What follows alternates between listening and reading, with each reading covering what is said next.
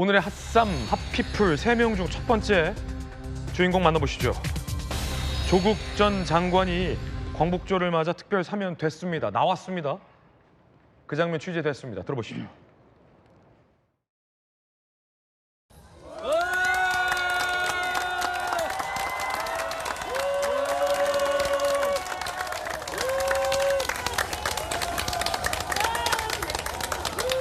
안녕하십니까 국민 여러분. 오늘 저의 사면 복권과 석방은 검찰권을 오남용해온 검찰 독재가 종식되는 상징적 장면의 하나로 기록될 것이라고 믿습니다. 이재명 대통령님도 성공한 대통령이 되셔야 합니다. 미력이 남아 저는 힘을 보태겠습니다. 석방되면 롯데야구 보고 싶다던 조 전 장관, 내년 부산시장, 서울시장 출마설까지 나오고 있습니다. 그 길을 이재명 대통령의 특별 사면으로 깔아준 셈인데 지난해 12월에 징역 2년이 선고됐고요. 아주 빠른 시간에 석방됐고 더 빠른 시간에 사면된 겁니다. 지난해 12월 징역 2년 선고, 오늘 자정 구속약 8개월 만에 석방됐고 형기 32%밖에 채우지 않았습니다. 자, 당분간 로키 행보를 간다라는 얘기도 나옵니다. 다음 주부터 공개 행보인데 지역을 돌며 인사드리는 로키 행보, 지방선거 행보 아니냐라는 얘기도 나옵니다. 당의 리더로서 상징력 역할을 맡을 수 있다. 자, 일단 양태종 변호사님, 지방선거 나오면 민주당 후보랑도 경쟁하는 거 아니에요?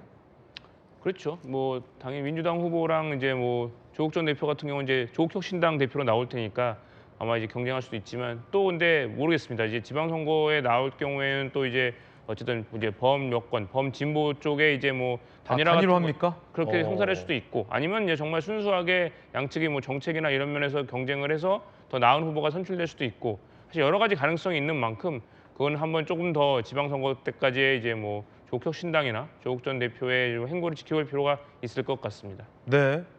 지금 민주당 인사 중에 서울시장, 부산시장 노리고 있는 인물들이 굉장히 많은데 과연 그분들이 이제 단일화에 응할지 만만치 않겠는데요? 순탄치도 하나 않겠는데요? 그렇죠. 뭐 민주당 같은 경우에는 서울시장 후보군도 여럿 있고 또 부산시장도 마찬가지고 그 외에도 뭐 꼭 서울, 부산 말고도 뭐 지금 내년 6월에 이제 전국 지방 선거이기 때문에 뭐 이제 뭐 17개 광역 단체라든가 뭐 그 외에도 여러 자리 여러 선거가 동시에 진행되고 있는 만큼 또 실제로 뭐 출마한다고 본인이 밝힌 바도 없기 때문에 뭐 그거는 실제로는 이제 경쟁을 해서 또 이제 국민들이 누구를 선택하느냐를 좀 지켜봐야 될 거라 생각합니다. 예, 조 전 장관의 사면 사실 정치권에서도 굉장히 논란이 있었는데 법조 팀장을 했었던 기자 시절 우리 안영환 의원님 이거 맞습니까? 어떻게 보십니까? 사실 물론 한숨 여러 번 쉬시네 나오셔서. 뭐 이것저것 때문에 한숨을 쉬게 됩니다. 그런데 이재명 대통령이 초창기에 지지율이 높았는데 지금 빠지고 있지 않습니까? 네네.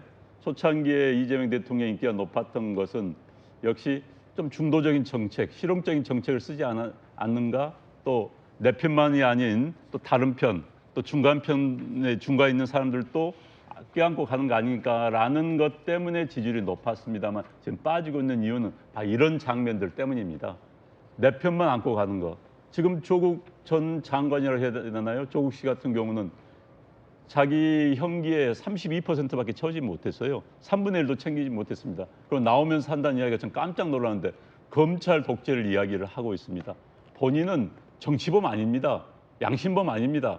좀 파렴치한 범죄 행위로 들어갔다 지금 나온 겁니다. 예. 또 대통령의 특별 사면으로 지금 나온 건데 그걸 마치 본인이 정치범이었던 것처럼 양심범이었던 것처럼 되게 이제 정치인들이 들어가면요. 일단은 검찰 욕을 시작합니다. 정치 탄압을 합니다. 지금 김민석 국무총리도 뇌물수수로 정치자금법 위반으로 들어갔을 때 국회에서 당사에서 농성하면서 검찰에 뭐 탄압이다, 정치 탄압이다 주장을 하고 그 장면이 지금 기억이 납니다만은 저런 경우에 이런 그 과정을 거쳐요. 처음에는 자기는 자기가 제일 잘합니다. 그렇지만은 일단은 주장을 하고 보는 거죠. 정치적으로 이건 정치 탄압이다, 검찰 독재다 이야기하면서 그 소리는 지지자들을 향해서 던집니다. 그럼 지지자들은 맞아, 이건 정치 탄압이야. 우리 지도자가 당하고 있어. 지지자를 결집하는 겁니다. 10%, 20% 지지자들 향해서. 그 다음에는 지지자들 앞에 서서 계속 강조하다 보면 자기 확신에 빠집니다. 맞아, 내가 무슨 죄를 졌지? 난 죄 지은 거 없어. 지금 조국 씨가 그런 단계를 이미 넘어선 것 같다는 생각이 듭니다만은 조국 씨 행보를 보면서 야, 대한민국 정치가 이래도 되는 것인가? 엄연한 대법원에서 실형 확정 판결을 받고 수감 중인 사람인데 나와가지고 검찰 탓을 하고 지지자들의 환호를 받은 걸 보면서 이건 아니다는 생각이 듭니다. 송 변호사님 어떻게 보십니까? 저는 조국 전 장관이 저렇게 출소하면서 마치 무슨 영웅이 돌아온 듯한 저런 행보를 보이는 것 자체가 대단히 보기에 불편하고, 또 우리 국민들께서도 상식적인 눈높이를 갖고 계신 분들께서는 저 장면이 대단히 불편하셨을 거라고 생각됩니다. 그런데 앞으로 저 조국 전 장관의 정치 행보에 대해서 예상하고 또 논평해야 되는 그런 상황도 대단히 불편합니다. 최근에 그 조국혁신당의 재선 의원이죠. 당내에서는 최다선 의원인데 황운하 의원이 라디오에 나와서 지방선거를 나가는 것은 맞지 않고 보궐선거는 나갈 수 있다. 이렇게 조국 전 장관의 행보에 대해서 말한 적이 있어요. 그러면은 만약에 조 전 장관이 보궐선거에 다시 출마해서 국회의원이 된다. 그러면은 불체포 특권, 면책 특권 향유하는 그런 사람이 될 것 아닙니까? 아니 입시 비리 사범이, 그리고 감찰 무마를 한 권력형 비리 사범이 형기의 3분의 1도 채우지 않고 사면 복권을 받아서 출소하는 것도 국민 상식에 반하는데 그것도 모자라서 다시 국회의원을 한다. 그렇게 특권을 향유한다. 만약에 그렇게 되는 것을 우리 국민들께서 정말 용납하시겠는가라는 생각이 들고, 뭐 제가 방송에서 몇 번 말씀드린 적이 있습니다만 비슷한 시기에 대한민국을 떠들썩하게 했던 그 숙명여고 쌍둥이 사건, 그 쌍둥이의 아버지는 징역 3년을 선고받고 만기 복역을 하고 파면됐습니다. 아, 그래요? 다시는 교편 잡지 못합니다. 그 분에 대해서 다시 교편을 잡게 해주자라고 하면은 공론장에서 아마 거의 동의받기 어려울 겁니다. 근데 사실은 쌍둥이 아빠보다 입지 부정은 조 전 장관이 더 많이 저질렀는데. 그러니까요. 훨씬 더 반복적인 일들이 있었고, 위조 사문서 행사, 위조 공문서 행사, 허위 작성 공문서 행사, 업무방해, 위계 공무집행 방해, 청탁금지법 위반, 직권남용 권리행사 방해, 이것들이 다 유죄로 확정됐는데 이런 죄를 사면해 주는 것을 어떻게 헌법적 결단이라고 말할 수 있는가. 참 저는 저 장면을 보면서 많은 생각이 들었습니다. 송윤 변호사님 지적해 주셨는데, 박정호 의원님, 이 대통령께서 조 전 장관 사면해 주면서 숙명여고 쌍둥이 아빠도 같이 사면해 줘야 하는 거 아니냐, 뭐 이런 지적도 지금 야당에서 나오거든요. 비판이죠. 어떻게 보십니까? 네, 지금 일단 뭐 조국 전 당대표만 사면한 게 아니고 국민의힘 여러 비리에 걸려 있는 정치인들도 사면했어요. 이것은 특별사면은 대통령의 고유 권한이고 국민 통합이라는 입장에서 한 거다. 또 어떻게 보면 여러 가지 그 죄에 대해서 말씀을 해주셨는데, 사실은 국민적 감정은 검찰이 해도 너무했다 이렇게 생각들을 갖는 부분도 있어요. 네. 그런 차원에서의 생각하기에 나름이고, 지지율 하락이나 이런 것들은 이 것만이 있는 것이 아니고 여러 가지 복합적으로 있고 조정 국면이다, 저는 그렇게 생각이 되고요. 그다음에 앞으로 우리 조국 전 혁신당 대표가 어떻게 움직일 건가에 대해서는 뭐 여러 가지 길이 있기 때문에 앞으로 두고 볼 일이라고 생각합니다. 네. 이재명 대통령이 조 전 장관과 윤미향 전 의원까지 사면 복권해 주면서 정치권에서 다음번 사면 때 본인의 측근들을 사면해 주기 위한 포석 아니냐라는 추측도 많이 나왔습니다. 그런데 여권 인사들 입에서 그런 얘기가 나왔습니다. 실제로 들어보시죠. 윤석열 정치검찰의 조작 기소로 삶이 파괴된 이들은 여전히 법정에 서 있고 감옥에 갇혀 지내고 있습니다. 그 대표적인 인물이 바로 김용 전 민주연구원 부원장입니다. 대법원에 강력히 요구합니다. 김용 전 부원장에게 즉각 보석을 허가하라. 무죄 취지를 파기환송하고 재판을 다시 하라. 허위 진술에 기댄 정치 기소의 고리를 끊어내라. 정치 검찰이 조작 기소를 바로잡고 민주주의를 지켜내라. 이재명 대통령의 최측근인 김용 전 민주연구원 부원장에 대해서 무죄 취지로 파기환송해서 재판을 다시 하라라는 겁니다. 성명까지 발표했습니다. 2심에서도 사실은 돈 받은 혐의가 인정돼서 징역 5년, 대장동 일당한테 받은 거잖아요. 대법 재판만 남았는데 이거 무죄로 뒤집으라는 요구를 합니다. 38명의 민주당 의원들의 성명이 발표됐습니다. 양승민 변호사님, 야당에서는 그냥 다 풀어줘라 이런 비판도 하는데, 다 풀어줘라. 이화영도 풀어주고 정지상도 풀어주고 김용도 풀어줘라.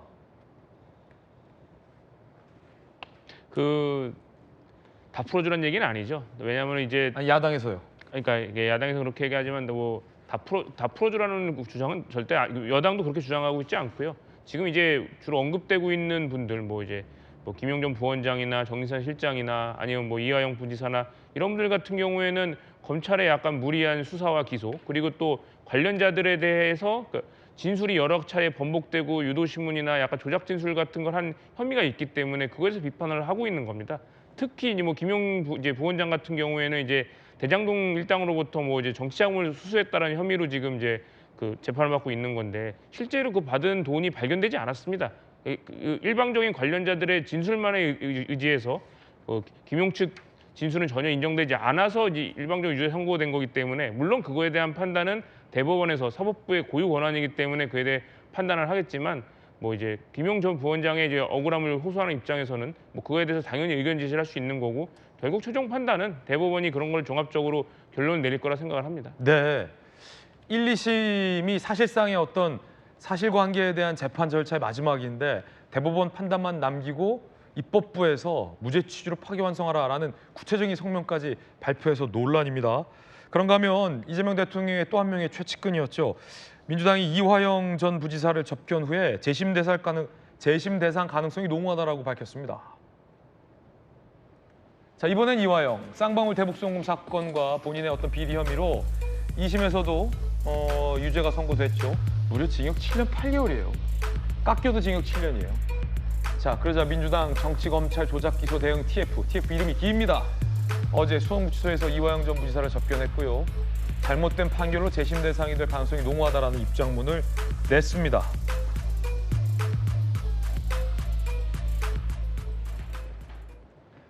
송 변호사님, 2심에서도 다 징역형들이 나온 분들인데 이거 잘못됐다는데요? 저 확정 판결을 뒤집으려는 민주당발 두 가지 시도가 있죠. 하나는 재심론이고 또 하나는 사면론입니다. 둘 다 잘못됐어요. 일단 재심을 청구할 거면요. 저렇게 민주당 의원들이 입장문을 낼 게 아니고 이화영 씨 본인이나 이화영 씨의 변호인들이 재심 청구를 하면 됩니다. 다만 재심의 요건을 갖추지 못하겠죠. 일반적으로 재심이 가장 널리 받아들여지는 사유는 형사소송법 420조 5호에 있는 명백하고 새로운 증거가 있을 때입니다. 그런 명백하고 새로운 증거가 있다는 확증은 현재 어디에도 없어요. 그렇기 때문에 말로만 저렇게 떠들고 재심 청구를 못하는 겁니다. 자신 있으면 재심 청구해서 일단 법원에 재심 개시 결정부터 받아보십시오. 그런데 아마 그런 개시 결정은 안 나올 거라고 보는 법조인들이 대다수일 겁니다. 그다음에 또 하나는 이화영 사면론인데요. 저는 이것도 납득할 수 없다고 보는 게 일단 그러면은 그동안에 민주당이 해왔던 주장대로라면요. 저 이화영 전 경기도 평화부지사는 자신이 모시는 직속 상관인 이재명 당시 경기도지사도 모르게 800만 달러라고 하는 거금을 쌍방울과 공모해서 북한에 갖다 주고 특히 그중에 200만 달러는 조선노동당에 보냄으로써 이재명 대통령을 대단히 곤란하게 만든 인물 아닙니까? 네. 즉 한마디로 말하면 이재명 대통령 입장에서 용서할 수 없는 인물이어야 되는 거예요. 어떻게 그런 사람을 사면을 해줍니까? 더더군다나 지금 이재명 대통령 본인의 대북송금 재판은 잠시 멈춰 있을 뿐이지 끝난 거 아닙니다. 그리고 그 사건의 공동 피고인이 이화영 전 부지사예요. 공동 피고인끼리는 나중에 변론을 분리해서 A라고 하는 피고인의 재판에 B라는 피고인이 증인으로 나오기도 합니다. 내 재판에 증인으로 나올 사람 사면해주면은 그게 대가성이 없다고 국민들께서 생각하시겠습니까? 국민들로부터 의심받을 일 하지 마시기 바랍니다. 이게 박정호 의원님, 일단은 그냥 민주당 TF나 의원들이 이번에 사실은 이 대통령의 최측근들이 사면이 안 됐잖아요. 그래서 살짝 조금 삐지거나 서운해하거나 하니까 그냥 한 번씩 이렇게 꽉 와라락 이렇게 말만 한 겁니까? 아니면 진짜로 촥 재판 뒤집어야 된다라고 얘기를 한 겁니까? 사면을 주장하시는 분들의 심정이나 당위성에 대해서 저도 100% 인정을 합니다. 그런데 이제 측근이라는 단어가 붙어 있기 때문에 조심할 필요가 있죠. 그래서 또 김용 부원장은 1, 2심이 나왔고 아직 대법원 판결이 남아 있고 또 이화영 부지사에 대해서도 지난 6월에 판결이 났습니다. 성찬식에 쓸 술은 사실은 좀 숙성기간이 좀 필요하죠. 그렇기 때문에 제 개인적 입장은 제 심정은 이해합니다만 조금 더 차분하게 갈 필요가 있다 이렇게 생각합니다. 예, 자 야당의 이야기 들어보겠습니다. 사면을 빙자한 사법 쿠데타의 시작이다라고 비판했습니다. 들어보시죠. 조국, 윤미향 그다음 수순은 뭐겠습니까? 이화영, 정진상, 김용, 송영길, 이재명 척변들 사면 아니겠습니까? 이화영 전 경기부지사 석방 필요하다고 얘기를 하고 있고 또 한 곳에서는 이화영과 김용이 억울한 옥살이를 하고 있다. 이렇게 군부를 떼고 있습니다. 사면을 빙자한 사법 쿠데타가 시작이 되었다고 봅니다. 핫피플 함께하고 있습니다.